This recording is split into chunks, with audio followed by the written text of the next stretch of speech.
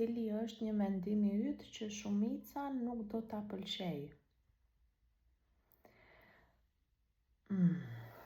Që tradhtia nuk është gjëja më e keqe që mund t'i ndodhi një marrëdhënie në çift. Më keq se sa tradhtia është fakti që njeriu, partneri, të harron ty çdo ditë, nuk kujdeset për ty, nuk të bën komplimenta, nuk të blen dhurata, nuk të vlerëson, nuk të respekton, nuk ka më dëshirë për ty si njeri të të ketë pranë, pi alkool dhe bën llafe në shtëpi, është një person i dhunshëm, është një person abuzues, është një person që në momentin e parë që takohet me njerëz të tjerë të hedh poshtë ty, të ul, flet pas krave keq për ty.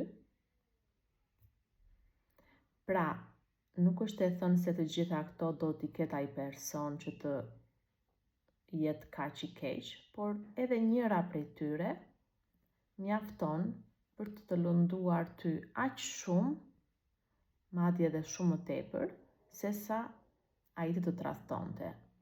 Nëse një person të bën disa nga këto gjëra apo të gjitha këto gjëra dhe ti në këtë marrëdhënie humbet veten tënde, ti nuk ndihesh më mirë, nuk ndihesh më e dëshiruar, nuk ndihesh më e respektuar, e vlerësuar, çfarë ka ngelur më? Çfarë ka më keq? Kujt po i bëhet më vonë se ai person po më tradhton, në rast se ai person më trajton mua si një mobilje në shtëpi.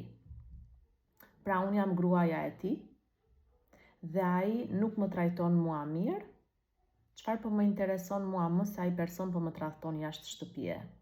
Kur ai brenda shtëpie nuk është personi me të cilin unë jam njohur në fillim apo jam martuar në fillim. Njerëzit ndryshojnë gjatë rrugës. Personi me të cilin ti martohesh në fillim nuk është personi me të cilin ti divorcohesh në fund.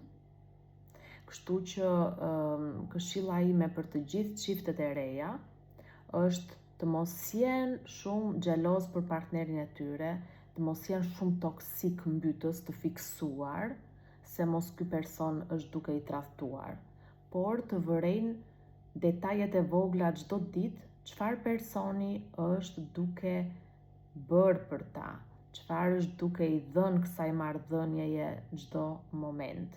Mos ta kenë mendjen vetëm tek xhelozia, prit se ky person mos po më tradhton me dikë tjetër. Kjo është.